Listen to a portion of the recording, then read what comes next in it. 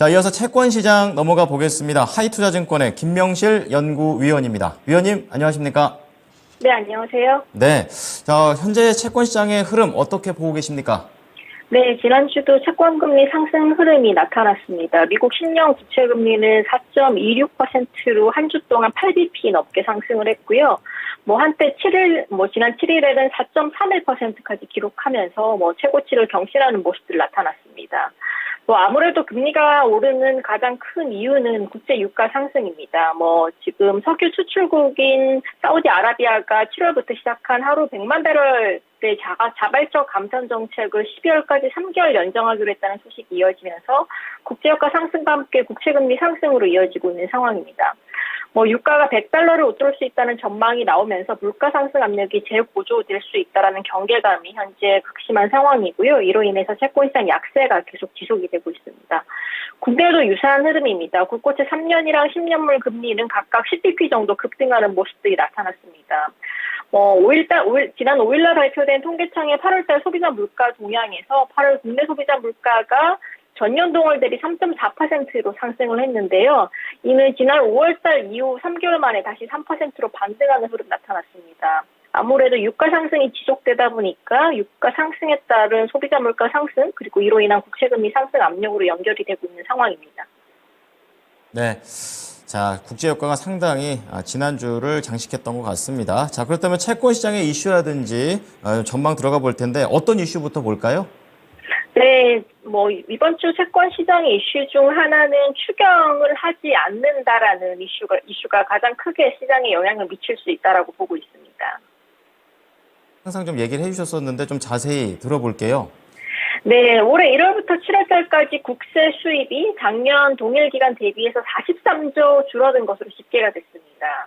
그럼 이제 남은 8월부터 12월까지 세수 규모가 작년과 동일하다고 가정할 때 올해 세수 부족분은 최소 49.9조 원, 즉 50조 원 정도로 추정이 되고 있습니다. 8월 말일까지 실시된 법인세 중간 예납 결과가 더 부진하다면 남은 기간 세수도 작년 수준을 하회할 수 있어서 50조 이상으로 세수 부족분이 늘어날 소지가 굉장히 큰 상황입니다. 결국에 하반기 정부는 선택을 할 수밖에 없는데요. 지금 정부의 재정 건전성 슬로건 특성상 추경보다는 아무래도 있는 기금에 대한 여유 자원 활용을 통해서 세수 부족분에 대응할 가능성들이 크다라고 보고 있습니다. 현재 기획재정부의 세수 부족 관련 구체적인 대책은 미발표됐습니다만 현재 가장 가능성 높은 시나리오 중 하나는 세수 재추계를 진행하고 그 이후에 부족분에 대해서는 외국한 평형기금의 공자기금 활용 가능성들이 제기가 되고 있습니다. 현재 올해 예산안 기준으로 외국한 평형기금 운용 규모는 136조 정도 되고요. 이 중에 정보 지출로 57조 원 그리고 여유자금 운용으로 78조 원을 보유하고 있는 것으로 확인이 되고 있습니다. 이 외국한 평형기금의 재원을 공공자금관리기금으로 넘기고 이를 정부가 일반 회계로 전용하면서 사용한다면 세수 부족분의 일부를 메울 수 있을 것으로 보이고 있습니다. 외국한 평형기금 같은 경우 환율 등락에 대비해서 외화와 원화를 기금 형태로 쌓아둔 자금이고 이를 활용할 경우 외환 시장이 급변할 때 상대적으로 위험에 노출될 수 있다는 부작용도 당연히 있습니다. 다만 최근에 기획재정부가 내년부터 외화 표시 외평채 13억 달러 그리고 원화 표시 외평채를 18조 원 정도 최대 한도로 발행하겠다라는 계획을 발표했습니다. 결국 이 같은 측면에서 현재의 세수 부족분을 국고채 발행이라는 추경 대신 외평채 발행으로 대체할 수 있다는 의미로 해석해 볼 수 있을 것 같습니다. 그리고 이제 남은 부족한 돈들에 대해서는 불용액이라는 세출 예산에 편성된 금액보다 집행액이 적는 이런 관례적 현상들이 사용될 가능성들이 크다라고 보고 있습니다.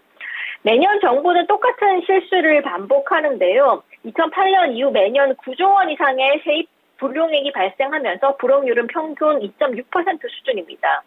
올해도 평년처럼 예산 불용이 발생할 것으로 보이고 있고 세출 예산과 직전 3년 평균 불용액을 적용한다면 대략 11조 원의 예상 불용액이 발생할 것으로 추정이 되고 있습니다.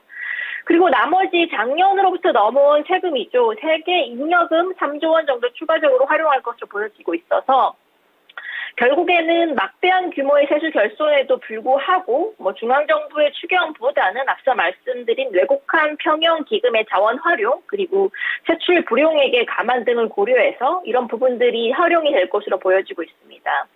다만 부작용도 있는데요. 정부의 기금 활용도가 높아진다면 국내 채권 시장에도 꽤 불리한 재료들이 있습니다.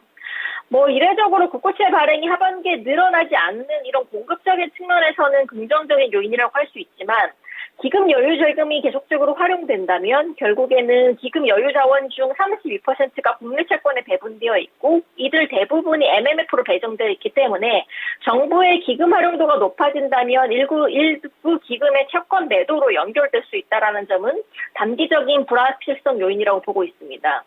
일정 부분 단기 자금 시장의 충격은 불가피할 것으로 보여지고 있고요. 이로 인해서 금리의 상승 압력 또한 충분히 발생할 수 있을 것으로 보고 있습니다. 네. 자, 부족함을 채우는 방법으로 추경되신 기금을 선택하고 이제 이게 채권 시장 입장에서는 단기 악재, 그게 결국 금리가 올라가는 데까지 이어질 수 있다. 좀 이렇게 얘기를 해주셨는데요. 그럼 이런 상황에서 채권 전략 어떻게 가져갈까요?